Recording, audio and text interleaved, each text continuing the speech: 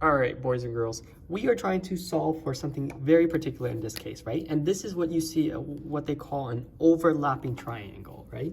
And in this case right here, we're trying to solve for this length right here, length BA, okay?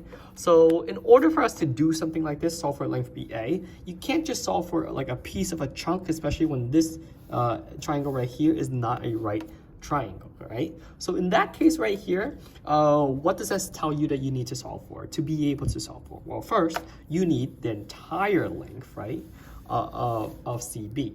And then afterwards, you kind of want to be able to solve for this other length, for the entire length of CBA, and then the other length of CB. And once you have the big length and then the small length, then that's the only way that you can solve for this length, okay? So let's get straight to it. Let's just solve for a CA at this point, right? This is part of the larger triangle. Let's solve for CA.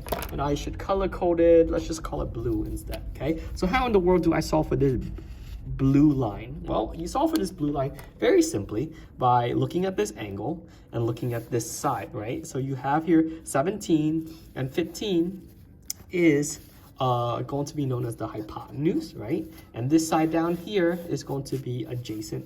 So CA is adjacent to 17. Because we know this, we can say that step 1, we are going to be doing adjacent over hypotenuse. So that's cosine 17 is equal to x over 15, okay? Adjacent over hypotenuse. So let's punch that into the calculator very quickly. I'm going to put in cosine 17. And that's 0.956, I'm gonna multiply it by 15, and I'm going to get here, x is equal to 14.34, okay? Let's leave it at that, okay? So now that I know that this entire blue line is 14.34, let's leave it there, okay? And then step 2 is going to be, all right, let's solve for this piece right here, CB. Let's see, what information do I need? Oh, I know.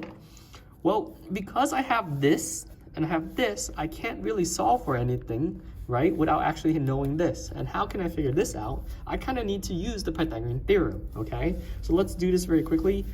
This is the hypotenuse, and this we just solved for. So A is equal to 14.34, and the square plus B squared is equal to 15 squared. Something like this, okay?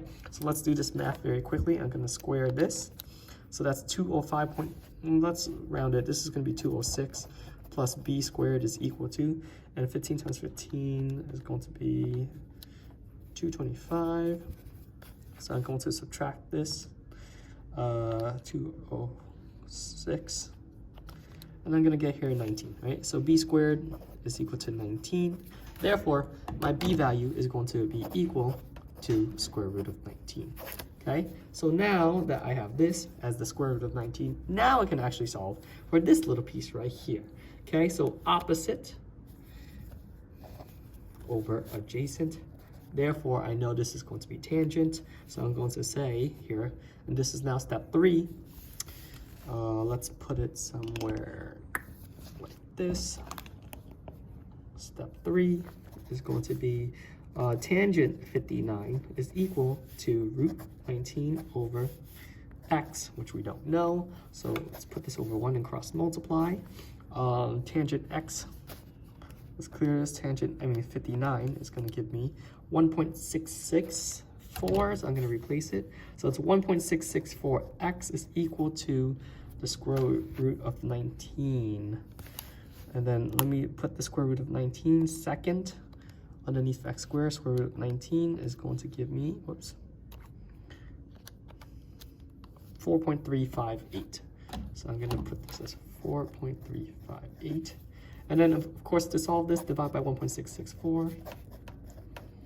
And when I do solve it, I just divide this by 1.664. Aha! I get 2.619. Is this correct?